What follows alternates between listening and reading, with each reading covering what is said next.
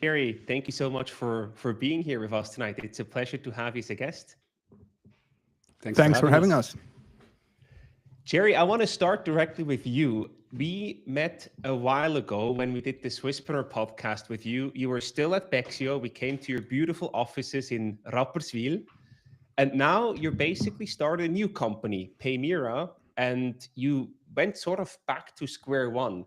How does it feel to be back at square one as a founder and building a new company? Oh, it feels great. Even if our office isn't as beautiful as Spexio's office, but however, it's amazing. At Paymira, we're building payroll automations for mid-sized companies and scale ups. And I'm privileged to work with an amazing team. And as you all know, like the first or the early stage of a company is, in my opinion, also the toughest one. But it makes fun, a lot of fun. Anyways, yeah, it feels You're great. happy to be back. I love that. And we're really glad that you're back because serial entrepreneurs, people like Laurent also did, who start companies and then start other companies, that's the best thing that can happen to the ecosystem. So thank you for doing that, Jerry. I think it's amazing. Pressure is on. Exactly. Laurent, you on the other side, you don't need a big introduction. You are basically our resident here with the Swisspreneur Holycode webinars. However, I saw recently on LinkedIn that you went to Belgrade to visit your team and you put a selfie there, I think, and came back looking rather frazzled. I think it was a pretty intense trip. Yeah, it What was. happened? Did you go to the club too often or what happened in Belgrade? Actually, this time not. We usually try to go at least once to have some fun, but this time not. There was just so many things going on. When I'm in Belgrade meeting the team, there's probably around 300 of us or 350 of us in Belgrade. So there's a ton of topics I want to condense into 4 or 5 days, and the days start at 7 in the morning and they end around 12 at night, and then yeah. So it was just a lot of topics, but also a lot of good topics, luckily. That's So really intense. How often do you do that a year? 3 to 4 times a year. If I do it more, I would die. Well, I guess so. It's tough, but it's also fun. So we have a few great topics on the agenda for today. First, operations, then fundraising, and last but not least, finance. Let's start with operations. Cherry, this is a very wide term, operations. It can mean everything, but also not really anything. What does operations specifically mean to you in the startup context? So if you look at the company as a ship, like I would say the ship is the company, and like your map and your destination is your strategy, and like the engines or the engine room is operations. I think it's operations is what you need to execute on your strategy.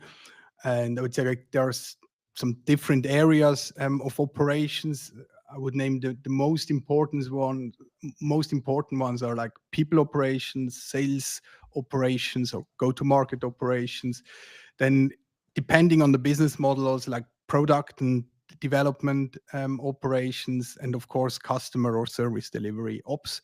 And we're going to talk later also about like finance operations, a topic which is often overlooked in the early stages of a startup. So there are many different areas of operations, and Laurent, often we hear about an operating system, bring them all together in one way or the other. At Swisspreneur, we use EOS, the Entrepreneurial Operating System. That's sort of our go-to place. I think you're also very familiar with it, Cherry. I see from you nodding. What is your go-to operating system, Laurent? Do you use any specific operating system within your company? I was not aware of the entrepreneur operating system per se like this, but then when I looked it up, it's actually more or less exactly what we use now after 15 years of being in startups and reading books and having coaching. So yeah, that's basically where we are today. For the people that maybe don't know what it is, the entrepreneur operating system, I think it focuses a lot. Silvan, correct me if I'm wrong, or Jerry, but it focuses a lot around mission, vision, strategy, then OKRs, objectives and key results, and then a certain meeting cadence to keep everyone aligned. And that's basically what we've also built, right? So we use mission, we use vision, we use values a lot in discussions, in hirings, in performance reviews as well. And then obviously you have the strategy, you have the quarterly objectives for each team, for each company. And then we have a bi-weekly meeting cadence in most places. Some teams have it a little bit differently, but overall, I would say it's a bi-weekly that we use. And then within that, you have different meeting formats. You have quarterly all-hand reviews. You have weekly or bi-weekly team meetings, retrospectives, all of these things that we use. So it's quite a well-functioning operation, I would say, by now. I like these two aspects that you just described, right? I feel one is like the vision, the mission, and also the values I count in there, including then the strategy that comes out of it. This is sort of working on the business and not in the business, where you need to know which direction are you heading to with your team and the company. And then the meeting cadence and having one-on-ones and the retrospectives and everything else that you mentioned is more to make sure that you stay in sync. That's then sort of a bit closer to working in the business, because you have to align, you have to talk and sync with each other. Jerry, is that a fair summary of the system? Yes, absolutely. And I think you missed one important part, like the rocks, or what Laurent called the OKRs, like having transparent objectives and results for everyone in the team. This helps a lot to create like transparency, but also like ownership, and is exactly what you need, like to get into execution. Because like it's great to have an amazing vision, mission, and strategy, but in the end it needs to get executed. And what I really like about EOS, it's really helping a team to execute on your vision, on your mission, and to align the company around that. And yeah, I think when we talk strategy or execution, I think the saying that like 1% is inspiration and 99% is transpiration is right. So I'm definitely an operator focused guy. So tools like EOS really help like to bring things to reality. So in that sense, the OKRs, the rocks, are sort of the binding glue between the operational part and the strategic part of a business. Absolutely. I know we could probably spend 3 hours talking just about these different points, you know, that there's so much content, so much depth that we could go into. But let's focus on OKRs for just a second here, Cherry. How do you set your OKRs? Do you define them as a founder? Is it really like a top-down approach, or do you involve your whole team in like a planning session? How do you come up with the right OKRs that they are in sync with where you want to go as a whole, with your strategy, with your vision, but also accepted by the team who's then actually executing and building and working towards these OKRs? So we define, so we have like the EOS process in place, but like we shorten the cycles, because like we are a very small team and we're very early stage, so we're 10 people, and so we do not need to have like a lot of alignment and a lot of overhead. So we really focus on building the product right now. But we define quarterly company objectives within the management team. So we've set our yearly goals for this year. So we're gonna launch the MVP this year. This is like the overall target, and then we break it down into like quarterly objectives and the product roadmap, and then the team has to figure out, okay, what is like my contribution to this company objective. And yeah, then usually this process takes less than a week. So we have on Monday we discuss the company objectives, and then they discuss it within the team, and a couple of days later, like we have the whole set of objectives for the whole company. So if I look back at Bexio and when we were like around 150 people, of course, like this whole process has another dimension, but we do it pretty straightforward. And also, I would say it's like it's quite top down in these days, as we do not need like we are very aligned. So it's more about like, okay, someone has to structure it in a way that we can just like continue executing. Makes a lot of sense.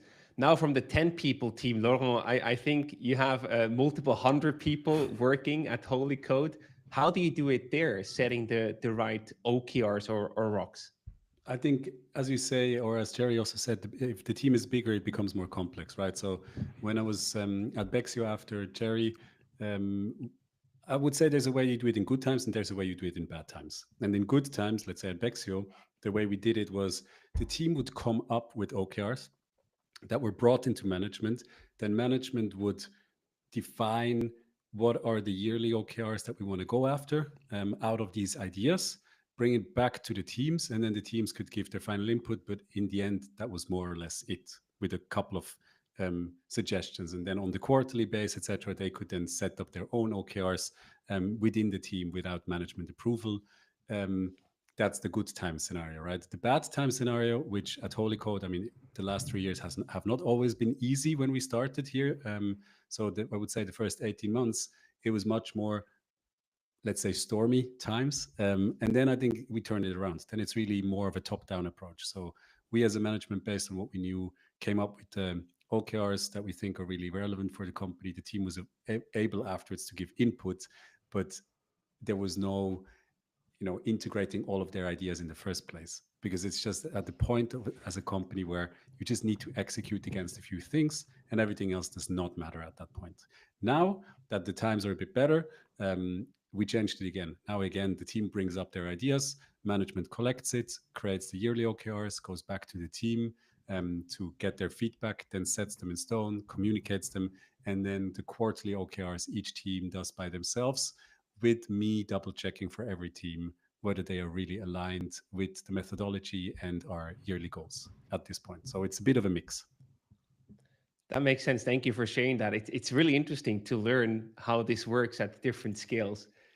Jerry, once you have the OKRs, then it's also a matter of keeping track of them and making sure that usually it's a quarterly time horizon, that you give yourself time to execute on them and to achieve them or get at least closer to them.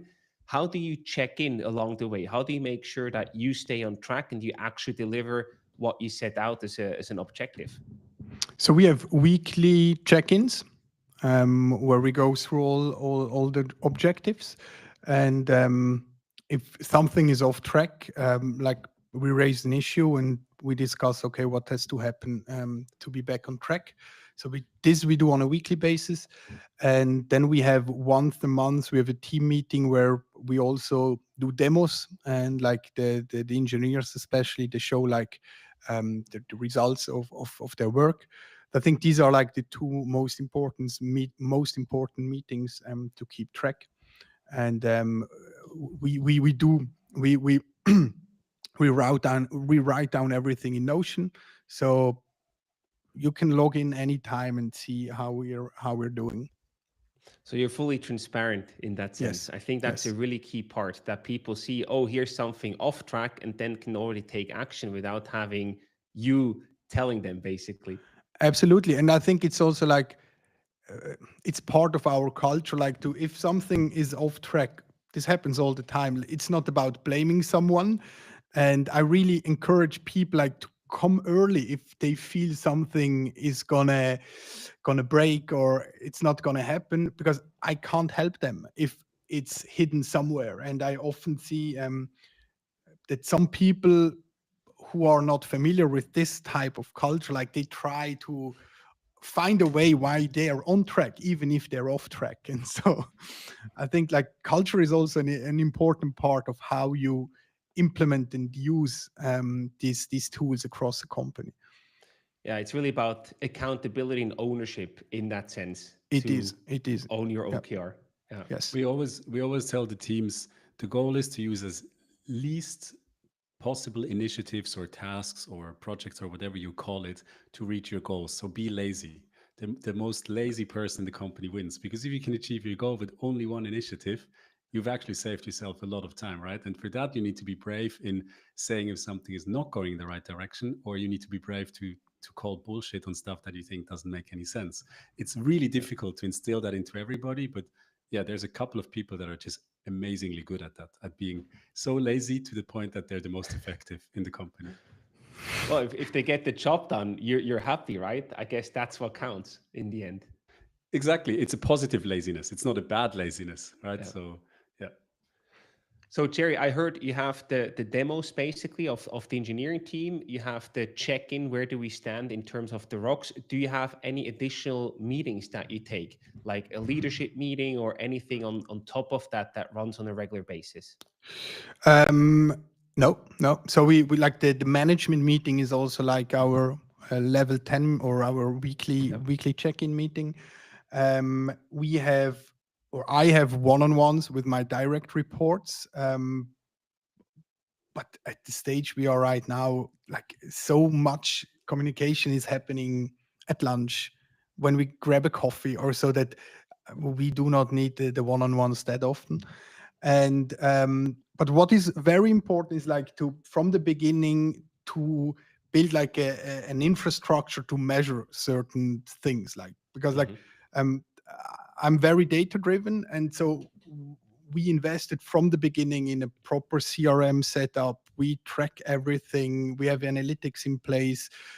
We do structured also like research and user feedback, and we try to make or try to have access to all the data to track progress, but also to make decisions as we progress. Because like in the early beginnings, we're looking for product market fit, right? So we really need to fail fast, and to know if we're failing, we need data showing us that we're going in the bad direction. And so, and there we're also setting up like a proper financial reporting from the beginning, because I know if you implement that later on, it's much harder. You do not have to have an SAP in place or so, but just like what are like the three most important metrics you want to have a look at. And that's like also part of not of EOS, but of course like of my management operating system, is having access to the data to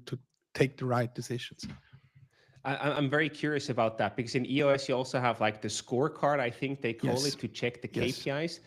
Two questions here. A, what are the top 3 KPIs that you focus on at this very early stage that you're at? And second, where or how do you track them? Did you build your own dashboard? Do you use any software to visualize, to track everything in one place? How do you keep track of everything the right way? So the most important KPIs for us right now is like, of course, sales. Okay, is there someone willing to buy our service? And then we track a lot of KPIs, like from user interviews, from demos, from usability tests, and then also like the conversion rates along the funnel. So if 8 out of 10 usability testers want to discuss an implementation of the software, that's a good sign. If it's 0%, it's a disaster, right? So we also define KPIs along the customer journey we're currently building, and we have HubSpot in place for certain things, and for others, like a spreadsheet and some automation is often enough, especially in the early days. I see many founders, they're obsessed about having a bunch of fancy tools and they don't stop buying new tools. A spreadsheet is often enough. Like to track our ARR right now, I do not need a subscription management platform.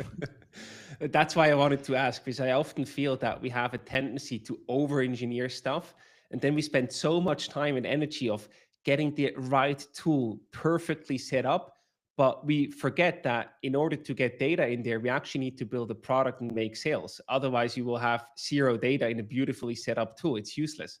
So I really like that you say the pragmatic spreadsheet is enough approach. Yes. As CRM, you need to do sales, because like selling but like a spreadsheet is enough. Yes. Laurent, back to you.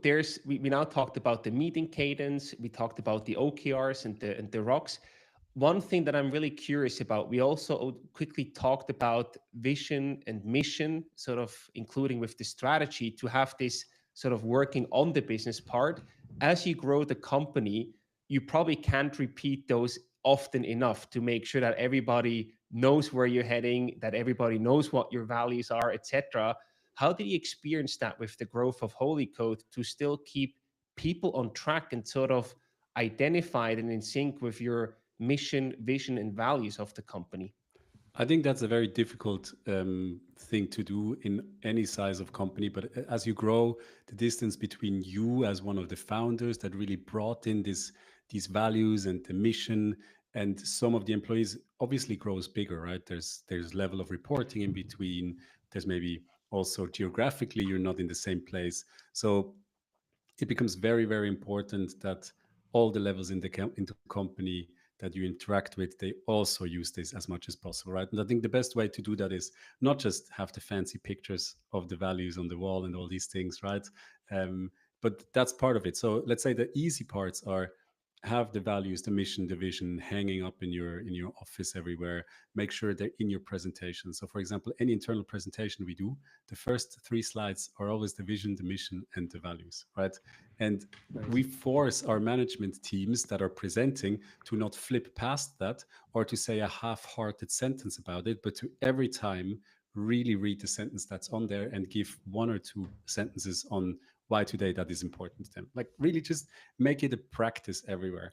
And then personally, what I'm trying to do whenever I can is in each meeting when we need to take a decision, and I think I've talked about this also before in one of the podcasts, um, I really try to bring it back to the values or to the mission. Say, how is this decision going to impact us building the technology for the future? Or how is this going to impact our transparency value? Is that in line, right? So by really asking the questions about the values and the mission while making hard decisions, you get people to start using it more and think more about it.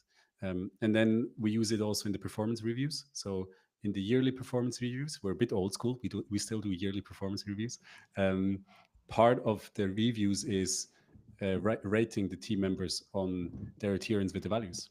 So out of 0 to 5, how well have you done on living up to our values that we have as a company?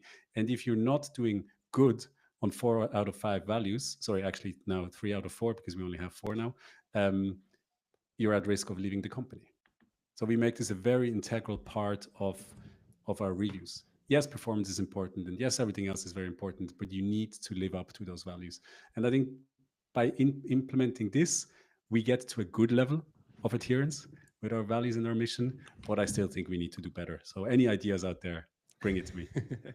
I feel that's the crucial part, right? You have to bring this topic up over and over again, and not only with the posters, but actually reasoning from a value standpoint why you hire or fire someone or why you sort of reward a certain behavior because it's in sync with the values that you want to see in your company. That's the crucial part. Jerry, if we sort of go back there to the EOS system, I think there's something called like right people in the right seat, where they also do like a value rating, right, to a certain degree. Yes, absolutely.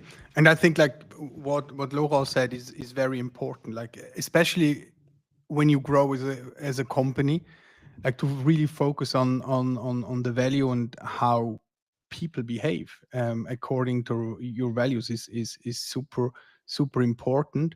At Bexo, I always try to celebrate good behavior in public.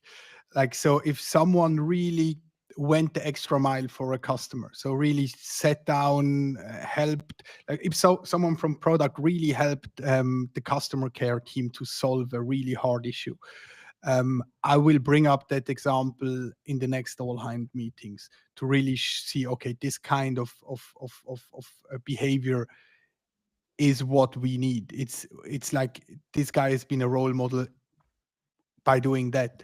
And so I think that was for me also an important tool, like to showcase, okay, what does it mean to live and execute according to our values? Just like to bring up some examples from the daily work your teammates are doing. I think In the end, actually this is yeah. Jerry did an amazing job there, because when I joined Bexio after him as the CEO, um, those were big shoes to fill, because even in management meetings or in other meetings, people would say at certain points in the meeting, Jerry would have now said that we should look after this and this from a customer's perspective, or Jerry would have said. So it was very clear that Jerry had built with his other founders a system or a team where people were using a certain way of thinking about it. So, I mean, Jerry, I've never told you that, but that in the beginning, it was really impressive to see for me that, the team really had this way of looking at what would Jerry have done and how would he have thought about this, and he would have seen this through a customer's lens that I found very impressive. So even if it was a 150 people company at that point, you somehow managed to instill that into them. Good to hear. Super impressive. Did that also make your job harder, Laurent, because you were not Jerry anymore, coming as the external CEO, so to speak? Yes and no, because the thing is, it helped me very quickly realize that just trying to be Jerry 2.0 is not going to work in this company, um, because he just did such a good job. I would fail at this. So it was very clear to me, I have to be myself. I have to bring my own brand, and I have to do it in an authentic way. And I said to people always very quickly, like, look, I'm not Jerry. I don't know. I don't have all this history. You have to explain stuff differently to me. Maybe I will take different decisions. So I was just trying to be very curious and interested in the way that they do their business, very people oriented, but bringing my own way of doing it. And I think that it also worked out well. It was different to what Jerry did, and it's a different setup when you come in as the external guy with 150 people that were basically hired by Jerry. But I think by not trying to imitate what Jerry was doing, because I could not have done that, it was easier to find my feet and help the company on its growth trajectory afterwards. And you did a great job, Laura. I'm sure you did. Yeah. Yes, Authenticity is I the know. key. Yes. Absolutely. So enough of the bromance now. Let's dive deep into the other topics again. Exactly. I wanted to say, let's switch the gears to the fundraising topic. Jerry, you raised about 12 million, if I'm not wrong, with Bexio in about 4 rounds. And often fundraising becomes a full-time job for a CEO or a founder, basically, of a company. Did you experience it as like, okay, I have to run the company, but there's like a second full-time job, which is called fundraising on top of everything else that you were doing? Yes. So actually, we raised more than 20 million at Bexio, and I spend a lot of time raising funds.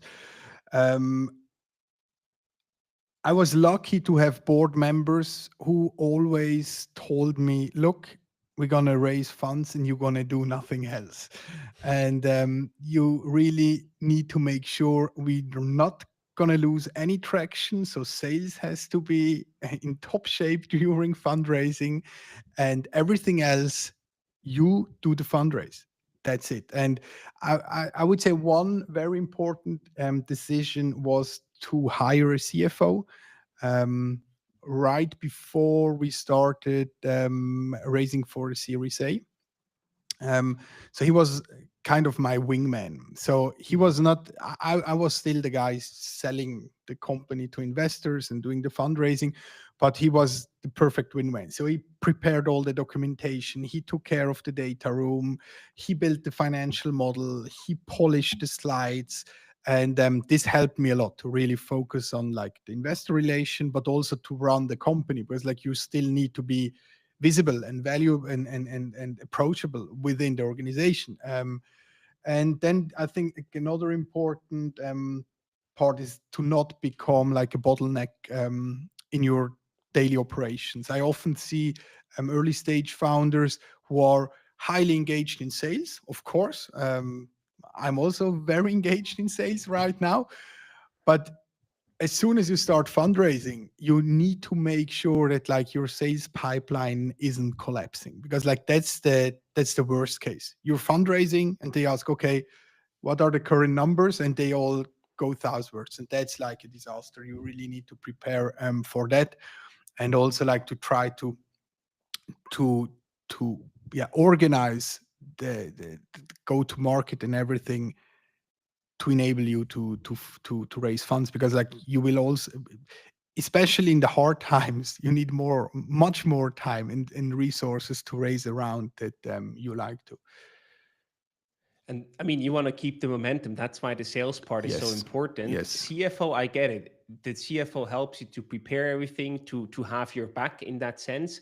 But how do you set up the sales part to not have dropping numbers when you were so busy switching from selling less probably to selling shares of the company in that sense? um, I think seasonality is one aspect. You can, depending on the business model, of course. But like at Bexio, it's still the case. Bexio sells like twice as much between November and March. So that's a thing we considered. On the other, and especially in the very early stage, it's often hard. Like you have one CEO, he's the only salesperson and the only person who's there for fundraising. So then you just need to do both at the same time. But as soon as then your company grows and is preparing for Series A, um, it's just about having people to take care of everything else. Really, to have like maybe a founder associate or a similar role who's only there like to enable you to be much more productive and to focus on the important stuff. I I love think that. getting away from founder-led sales as early as possible in the journey is super important. By that, I don't mean that you as a founder should not be doing sales anymore, because you want to do that. It can give you an extra kicker. It's a bit of an insurance policy against bad sales performance as well. And especially, it helps you understand really what the client wants, how you found your product market fit, and how you grow it. But you need to get away from founder-led sales as early as possible on the journey, because what if you have an accident, or what if you're stuck in a financing round that takes longer? It cannot be all on your back, and that's super difficult to do. But yeah, I think it's one of the key things in the early stage to get it right. Jerry, what would be your recommendations to get away from that founder-led sales? Because you have two advantages, right? One is you are the founder, you are the CEO, so people love buying from the founder or CEO, or at least taking a meeting with you. So you have a bit of a joker card in that sense. And the second one is you have so much implicit knowledge that is simply probably not everything is documented the right way in the beginning. So it's really difficult for someone to be able to compete with you early on as a founder when you do sales. How did you manage that transition to get away from founder-led sales? I think you need to hit initial product market fit as soon as possible, because like I think that's like the secret power of a founder is like to be able to do sales, but also to understand how you need to build a product while doing sales. Here at Paymira, we started doing sales before having a product, and I think this would be very hard for like a typical salesperson. But as soon as I see like, okay, we have we have a we haven't changed our messaging on a weekly basis, our positioning, our ICP becomes much clearer. um, I see a certain degree of repeatability in our sales motion. This is the moment when I should hire someone. And of course, this person should be a fit in the current stage of the company. So maybe not a top AE from Salesforce, but someone who feels great with this high level of an uncertainty and a little bit chaotic way. But I think getting to repeatability, having positioning and messaging in place is like what you need to enable others to do sales. Yeah, makes a ton of sense when you describe it. Laurent, back to you. I have a follow-up question there. You have built multiple companies, you have raised funds, you have exited companies. Is it easier to raise funds if you're a second, third, or even multiple times founder? Is it getting easier to raise money from investors? Yes, that's the Very simple simple. answer. I Yeah. mean, for a lot of reasons. The first one being, obviously, I mean, In Switzerland, it's also depending on how successful you were. Let's say in America, that doesn't count for that much. You can also have failed 4 times and still investors would be more likely to give you money, because failure culture is being seen a bit differently there. But overall, it's you've built a network in your first or second or third try.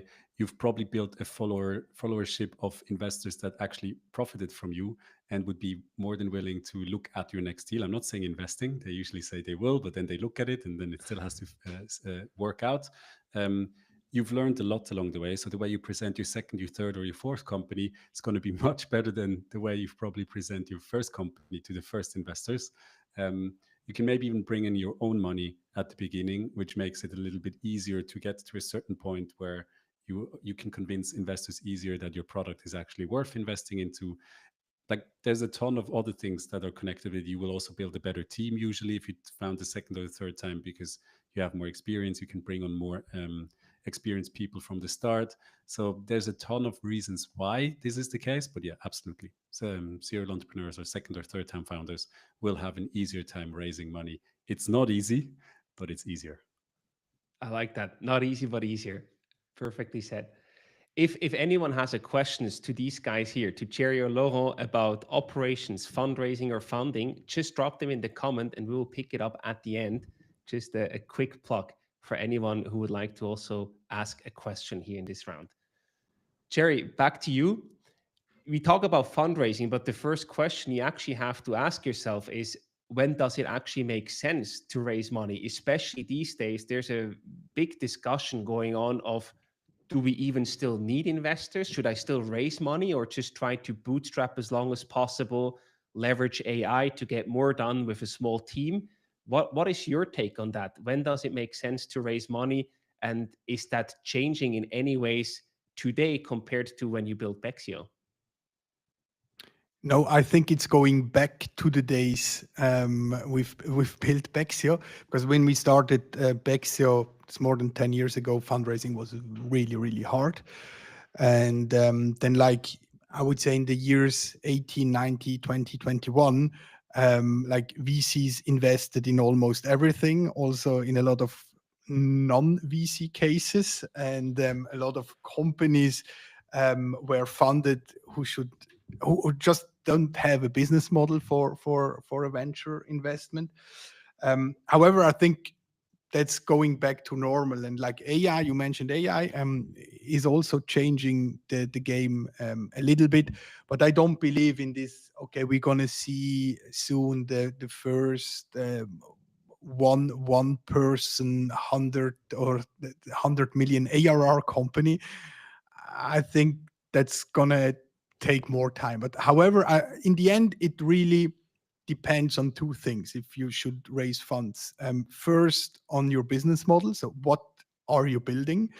So a venture investor typically looks at the 100x potential, because like they do a lot of investments, a lot gonna fail, and these investments work out, should like return the whole fund and on top some proceeds. So and the second thing is like the market. What is like the potential to match the return expectation of a venture fund or an investor? And if you let's say LLMs as an example, like they require huge upfront investments, but they have a huge return potential, even if the business model isn't that clear right now. But it's clearly a business model where you need to raise funds, right? But if you let's say you build an AI consultancy or an agency consulting SMEs on implementing AI tools, you can just start if you have a computer, and that's it. So you don't need a big upfront investments. You can bootstrap it easy. Of course, the business model is, in terms of scaling, has some limitations. You will also always need to hire more consultants or whatever. So it's not like it's not able to scale globally, and also not rapidly. We talked a lot about Bexio. Bexio is also a business model where we needed a certain upfront investment to build the software, and then like a software as a service business model, selling subscription is also like the characteristics that as soon as you start growing very fast, you burn a lot of cash, right? So as the faster you grow, the more cash you burn, and because you're selling subscription. So if I pay $500 to acquire you as my customer, and then you pay me $50 a month, I need 10 months to recover my customer acquisition costs, and I need to bridge that time um, with cash. And this is also why certain business models, they don't work in a bootstrapping way. They need funds. And I think these are like the most important things you should look at. But then you should also ask yourself as a founder, do I want to have others on my cap table? Because like an investor isn't just someone who gives you some money. They have a strong opinion what you should do. And I remember when the first company I've built was an agency. We bootstrapped it, and at one point we said, okay, next year we don't gonna grow that fast, because like we need to consolidate a little bit. And someone wanted to make like 2 weeks more of vacation, and so it's like, okay, that's just like, but that's not gonna happen if you have a VC on the board, right? Because Yeah, like no way. Yeah. never ever. And so it's also like a personal decision. If you feel comfortable having others on your cap table, on your board, and you're not the only owner of the company. Like, you're in the end, in a venture case, like the founder CEO is a small minority shareholder, of course a very powerful one, but it's not your company. So I think that is something you should also consider. And I Yeah. think so. I always say that as well. I mean, everything Jerry said is obviously spot on, but I also think you can always change from bootstrapping to getting investors if you have a good business that is investable, obviously. But it's almost impossible to go from a company with investors back to being, bootstrapped and running your own way. So this is a one way decision, and be really careful when making that you're up for what's going to come your way once you walk through that door, right? Very good point. So Yeah, yeah. yeah, very good. Last month, we also had a really good discussion with Nenad, with your co-founder, Laurent, and he said people often think that they will work less because of AI, but actually that's not true. We thought the same when the computer came along, and your output will actually have just more leverage. So in the same amount of invested time, you can get more stuff out, basically. And if we think about that from a fundraising perspective, that's also really interesting, right? Some people say you don't need investors anymore, et cetera, et cetera. That might actually not be true. It might be the opposite, that if there's a bigger leverage with AI in your company, proven to be true, of course, because there's also a lot of hot air out there, your invested capital then comes with a bigger leverage. So your returns might be even disproportionately bigger than before AI. That could What do be. I you mean, think about that? that could be in the end. I think money is fuel to grow faster, right? Yeah. That's all it's supposed to do. Investment money. It's supposed to help you grow much faster to capture more market share. So if by using AI you can grow faster, and by deploying more money towards that, you actually can grow even faster. If you can, I don't know, right? That depends on the business case. I think it will fuel this even more. That's definitely the case. I don't agree 100% with Nenot there. We have these disputes a lot lately, not in a bad way, but I listened to Andreessen Horowitz podcast where they said the software development industry is a 3 trillion market globally. 3 trillion software development. I think we have 16 million developers worldwide. So their assumption is AI is going to make all of them 50% or even more productive. So basically, what they're saying is we will unlock another 3 trillion value in the software development industry that we can then assign into creating more valuable companies. Great. But are we realistically believing that in the next couple of years we can build 3 trillion worth of businesses on top of what we have today by using AI, right? I think that's where it becomes philosophical, and that's where Nenad and I differ a little bit in opinions, because he says, yes, humans are creative, we'll figure this out very quickly. And I'm usually saying it takes longer, it's a bit slower, so you will be more productive, but we will need less people until we actually catch up with the growth of the economies and everything. So we have different opinions, and it's a bit philosophical, but yeah, I think it's the same for investment into AI companies. Some will go off like rockets, the majority will not profit that much from it, in my opinion. I'm really curious, but that sounds like a very healthy discussion that you have there between you and Nenad. So I'm curious to get Cherry's take on that. I'm more on the Laurent side. So I'm optimistic, but I'm not. But I try to stay realistic. At the same time, we're working a lot with AI.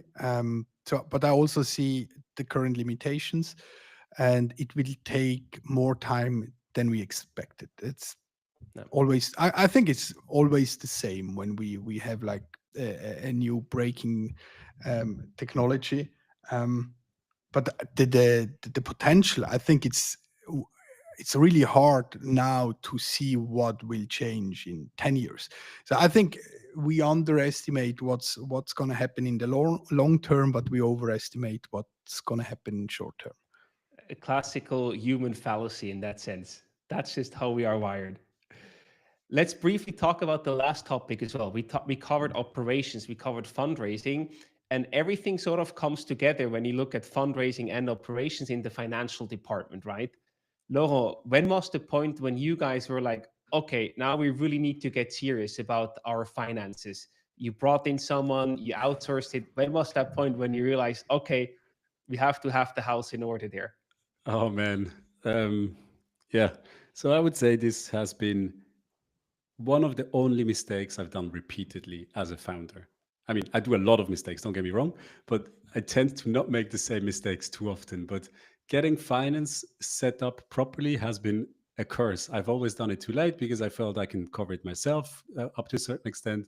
And it always ended in partially a disaster. So at Movu, for example, it took us, I think, before we sold the company, like 3 months before we finally had a CFO.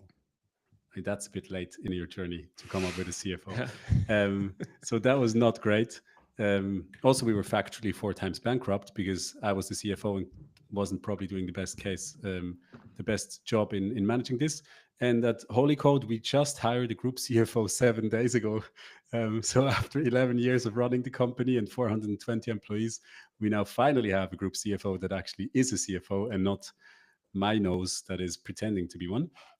So this has been one of the things I've gotten wrong too often, because I always looked at it as a cost. Like, okay, you add a CFO, that's an expensive person. They're not really adding that much, productive value. But I think that's the wrong way at looking at it, right? What they do is they reduce a lot of the risks in your business. They can make sure that your cash flow is more positive, and cash is oxygen to any startup. And they just take a lot of things off your table that are in theory catastrophic, but not very likely to happen. But still, someone needs to make sure that these things are not going to happen to you, right? So yeah, this has been a very, very a very clear mistake I've been doing in the past, up until now. And I very clearly see it now after last week's hire that this is something you should address much earlier. The way that Jerry talked about it before, I think, is much better. Set up your finances as early as possible. You might not be able to have a CFO in place at that point, but at least have then either a setup where you have an accounting company that is really good at being a fractional CFO or stuff like that. I mean, there's so many options today that 10 years ago were not really available. That I think it's just bad management if you do what I did, honestly. I really appreciate your honesty and your reflection. I think that's something that we can learn a lot from, mistakes that other people make. And then they say, okay, I don't want to do that. Cherry, what are the consequences if you don't have your finances under control? I know the worst case scenario is probably you go bankrupt and you have to close shop. But what are the real things that can threaten your business in that sense when you don't have your finances in order? Yeah, I think most founders think, when they think about finance, they think about accounting. I have to do it because I need to file taxes, and it's just like mandatory. I need to do it. And the other part of finance is cash collection. So I need to send invoices to get cash. That's also important. But there's much more. So because to really understand your ROI of certain things you're doing, to understand if you're wasting money in marketing or not, That's it. It's my favorite example. You need finance, and you need a proper setup to understand if your KPIs are in good shape or not. You need finance. You can't calculate a proper CAC without finance. To understand your customer lifetime value, you need finance, and you need proper or good KPIs to raise funds. And so, what also can happen if you're not on top of things, you lose trust within your investors, you lose trust within your board, you take the wrong decisions, you're not able to challenge or to challenge your management team as you should. And